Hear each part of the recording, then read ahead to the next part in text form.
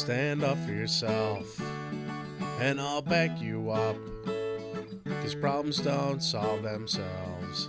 I'll tell you what, instead of would or could, I think you should. Draw a line in the sand and stand your ground. It's for your own good.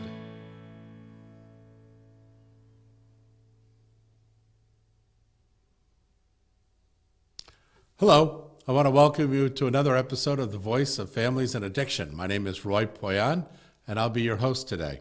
We're going to be working again from the book Reentry Curriculum, Merging Two Worlds, and you can download that as a PDF on our website, familiesimpactedbyopioids.com.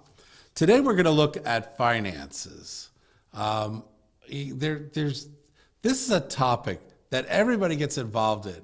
Because you're either it's so finite, it's so obvious, it's so like you can't hide it, and it is personal, and it seems like, well, boy, everybody's like understanding my finances, and before this all happened to me, I didn't have to like explain myself. Well, this did happen to you, and a part of how well you're doing is your financial position. And if you truly want to let people in, and you're going to be somewhat vulnerable, and you want to be selective, real selective. I mean like real selective with who knows about your finances. But there certainly would be key people, hopefully, that you could trust. I would be very guarded to giving anybody authority, meaning you're always the final and only decision maker on your finances. But getting people's advice about your finances is very healthy. So just understand the two. I worked in an area of bridges to poverty. And it was very evident that in many cases, people that found themselves in poverty and they felt kind of stuck, one of the aspects that I noticed was their willingness to share their poverty with others who are in poverty. And I think that that's a very kind and I think only very spiritually connected thing to do. At the same time, you have to be pragmatic. You can give more to somebody else, especially from the overflow of your glass, than you can if your glass never gets full. So the first thought is fill your glass with the finances that you need, and if you're going to share, don't share from what comes from within the glass. Share from the overflow of the glass, and then just become more productive and more profitable. And that's the way that wealthy people share.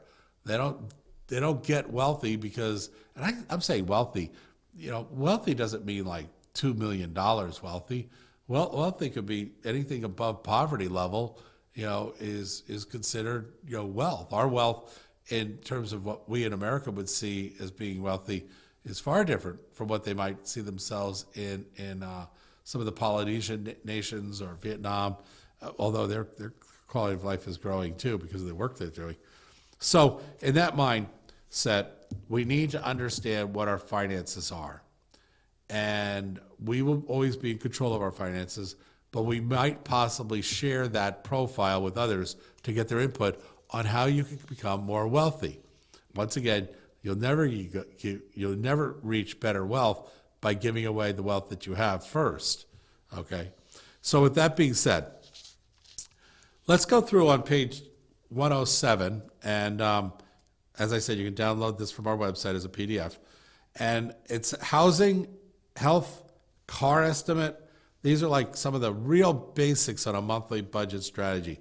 Your utilities for housing, your clothing, your telephone. So like the housing might be $300.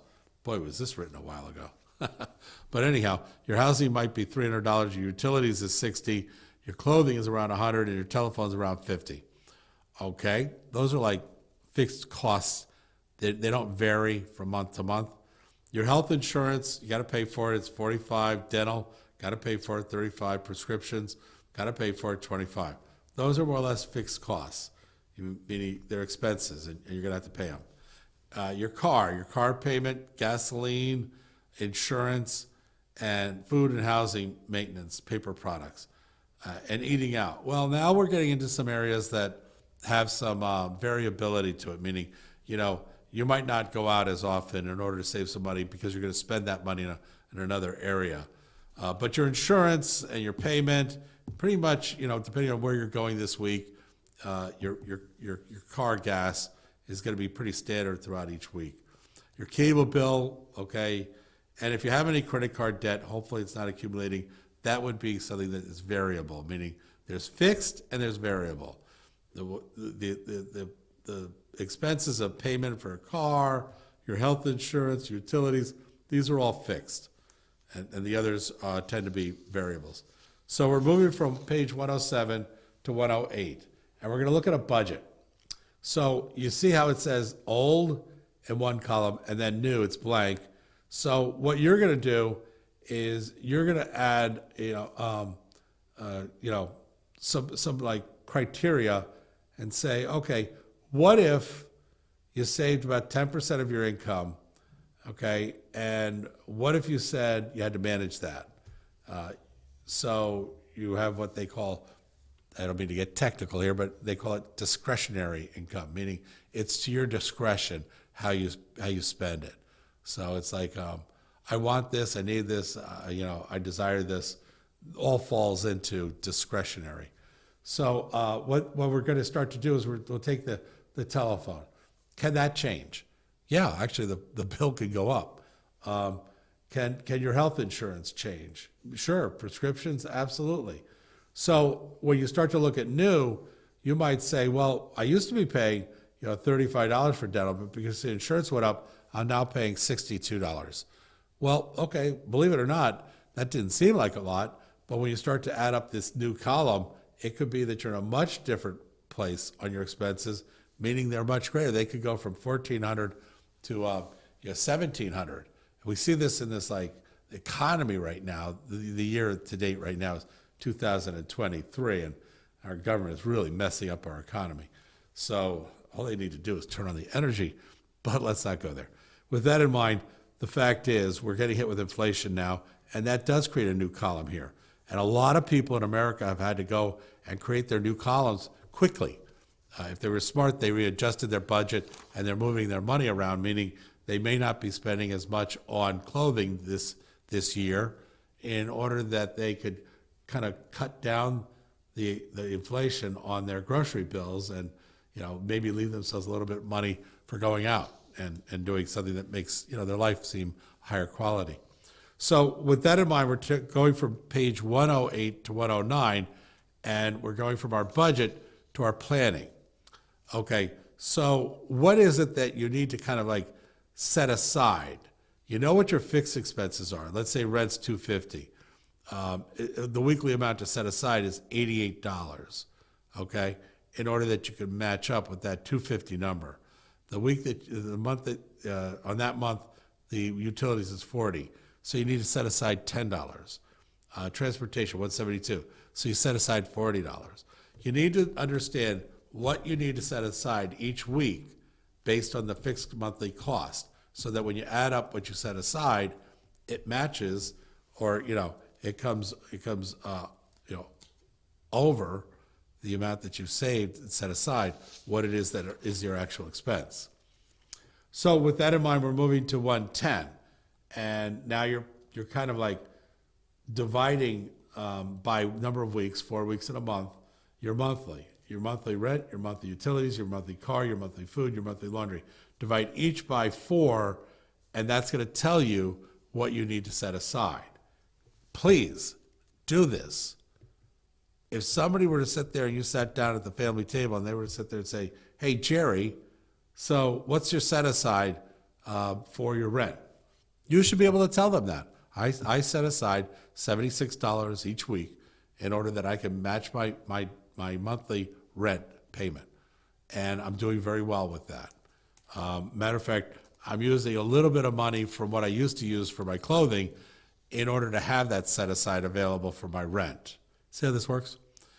You commonly hear the phrase, robbing Paul to pay Peter. And in a sense, that's what a lot of financial planning is.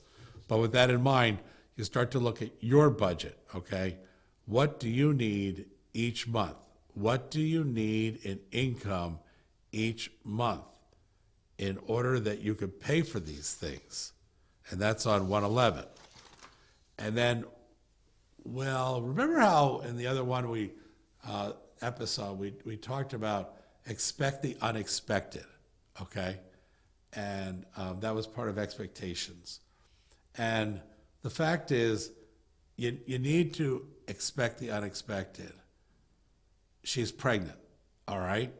That's great news. And we're going to have the baby, and now we need to get real with our budget. The child's not here yet, but, let's say it's born healthy. You're going to need a crib, 230. You're going to need a rocking chair, 200. You're going to need a swing at 50, a porta crib at 150, a legal car seat at 150, a stroller at 200, changing table at 100, camera at 200. You can read this list on page 112, but, let's say somebody donates to you a diaper bag or a baby bathtub or photo album book, or, maybe you get packages of diapers from a local food bank or, resource provider in your community. So you're gathering together all of these things. This was not a part of your original budget when the baby was not being expected or is currently in your life now, maybe through adoption. So with that in mind, or maybe you're taking care of, it's a kinship situation, and all of a sudden you're taking care of your daughter's child as opposed to them going into foster care. There's just lots of explosions to a budget is what we're explaining here. And in 113, there's other things that happen. A person moves into your house, a death in the family takes place. So we need to plan on, take a look at where you are in your family, where you are in your life, and consider what could go wrong, and then take a look at your numbers on your budget and say, how would my budget change? This is really good content for us to consider. The financial responsibilities and the lack thereof could almost put you back into incarceration in and of itself.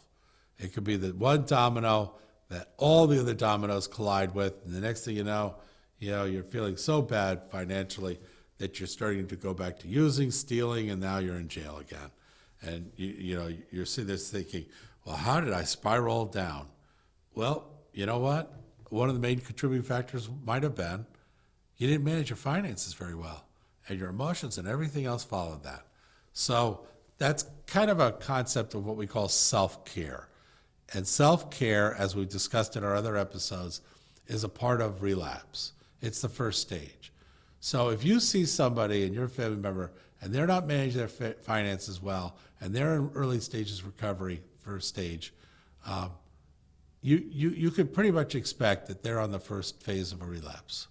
Okay, you add that to nutrition and other self-care items, and they start to stack up.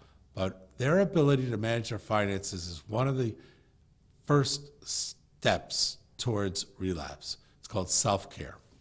And if you have any questions regarding that, go to our Family Solution Finder Learning series and take the 3 stages of relapse, and it's discussed in there. So let's do the math. Okay, credit cards. Boy, it seems like a funny story, but a second lieutenant sergeant says, sir, you need to counsel this one private. Not that I'm better than the person, but so they came into my office and we sat down and I said, so show me your checkbook. And he showed me his checkbook. And you've probably heard this story as a joke, and I kind of thought it was a joke too, but sure enough, the person said it, and they meant it. And they said, I got plenty of money. Look at how many checks I've got here. And I thought, oh my gosh, here we are. We got a lot to learn. So I'm assuming that you're a little bit more advanced than that. I don't think it's a safe assumption. But it may not be when it comes to credit cards. Interest rates on credit cards really hurt, okay? They're up to around, in some cases, 29% of the balance that you're carrying forward. So you're paying off them charging you for holding their money in your position of debt. Boy, I'll tell you, Dave Ramsey would say not a good idea in terms of financial counseling, and I would agree. The smart move is you don't have credit card debt. The smarter move is you use credit cards with the knowledge and the resources to pay off the balance before you're charged an interest rate, which means before the billing date comes due, you pay off the amount every month. If you use a card, Pay it off before the bill date is due. And so for that reason, you might be moving money around from weekly paychecks, and dangerous world to live in, because we always make PUFAs, and the next thing you know, it's a problem. Transferring funds, you'll see that they'll send that to you in the mail. Transfer your fund to our credit card, and we'll give you 18 months interest free.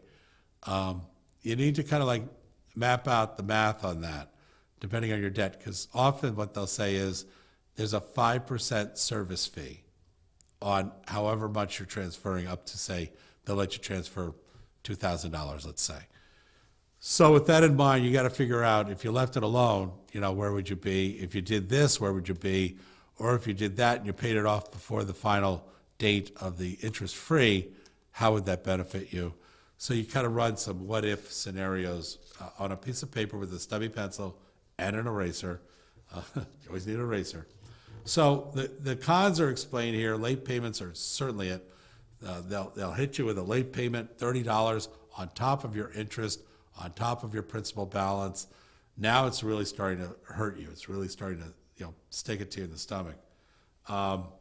The problem with having credit cards is there is peer pressure to use them. Society pressures you to use them. Your friends will pressure you to use them. Oh, come on, let's go out. We're going to go to the mall. And then you're there and they say, oh, this blouse would look, or this shirt would look, or these shoes would look.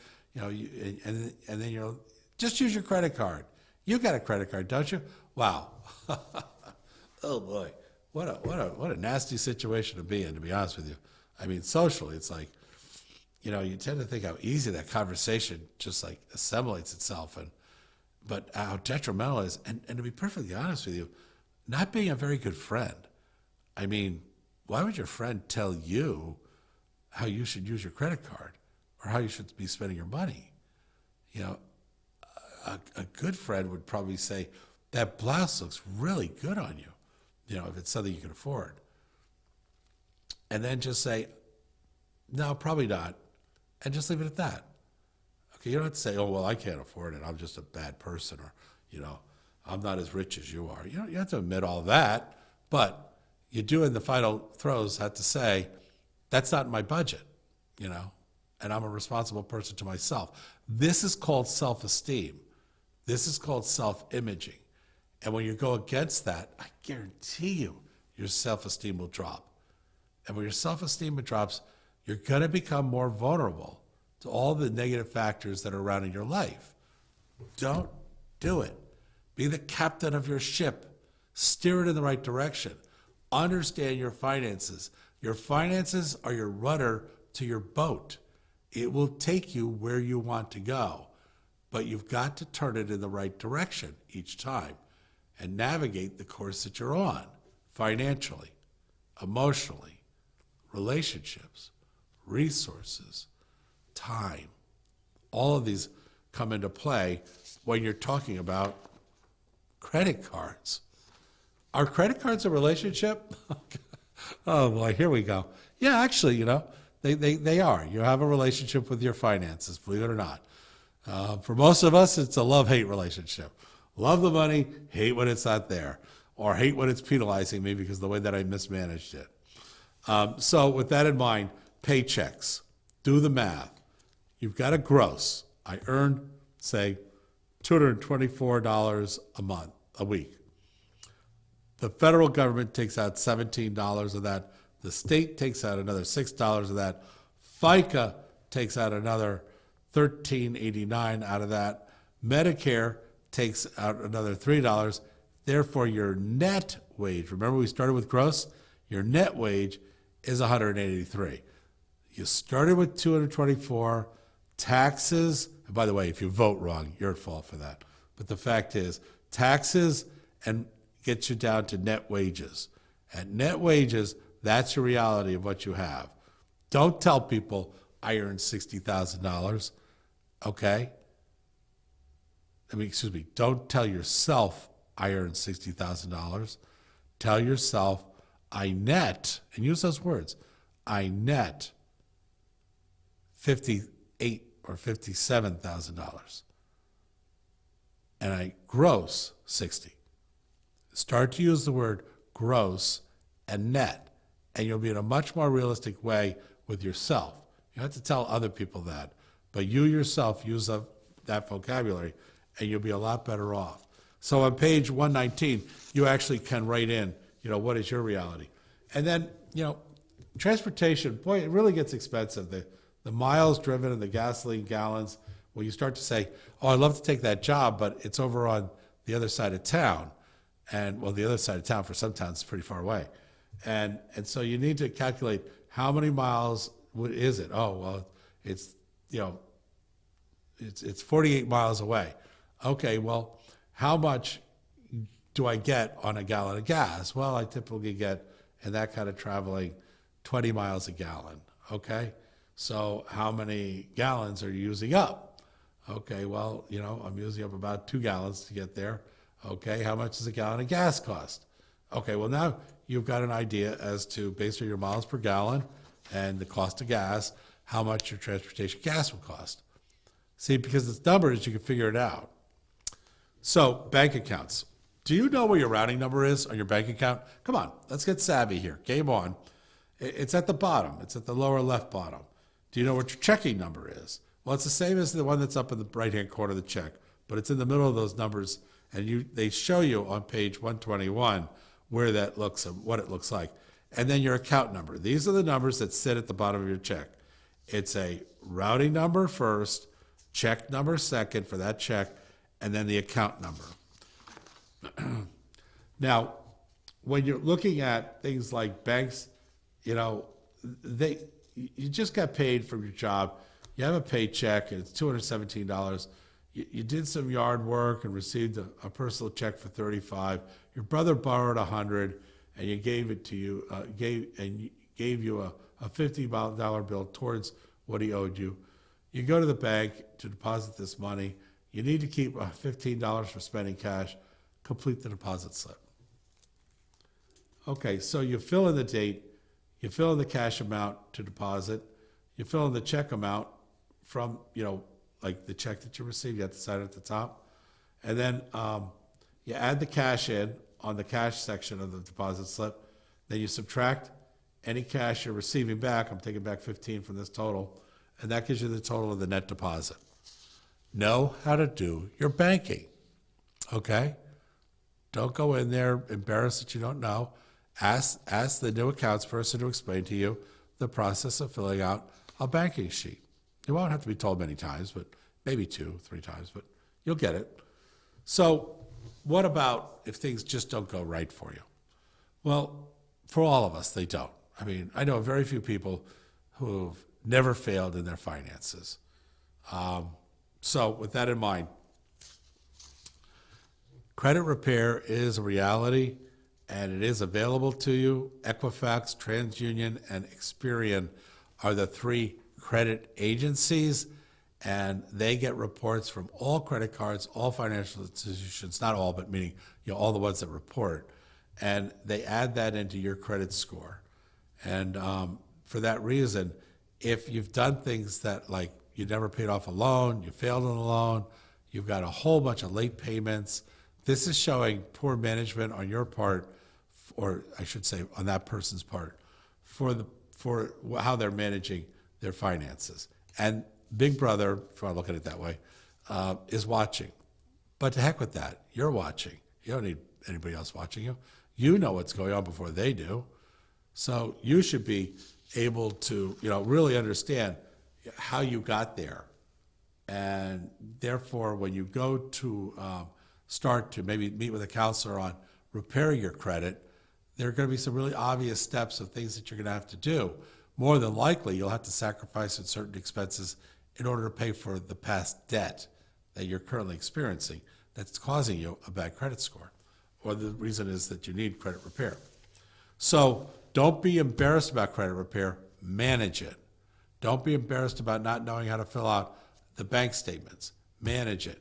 You get the bank statements in the mail, go down, sit down with your new accounts person. Usually they're nicely dressed and they're very polite people. They'll typically give you a cup of coffee and go through your statement and say, please explain to me exactly what this statement says to me. They'll be delighted to do that for you. And you can do it more than once, as many times as you need, in order that it becomes your ability to manage your finances. So we're not going to get into investments and things of that nature, or puts and calls and things on Wall Street, Well, watch The Wolf of Wall Street. You'll get it from there. But the fact is, we can really take advantage of who we are, and it does affect us. It affects our ability to recidivism of the problem that we might have come out of. It affects our growth. It affects how attractive we might be to others in terms of future relationships. There's just so many aspects of ourselves that's wrapped up into finances. That's why I'm telling you, you have a relationship with finances, whether you want to or not. That's up to you how well that relationship goes. That's the good news. So with that in mind, I want to thank you for listening to this episode on The Voice of Families and Addiction, episode for finances and financial management. If you have any questions you'd like to talk, just give me a call. My name is Roy Poyan, and I can be reached at 440-385-7605. Thank you, and God bless you.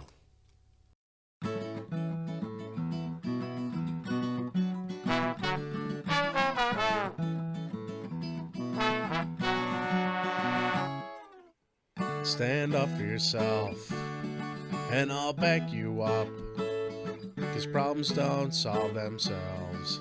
I'll tell you what, instead of would or could, I think you should draw a line in the sand and stand your ground. It's for your own good.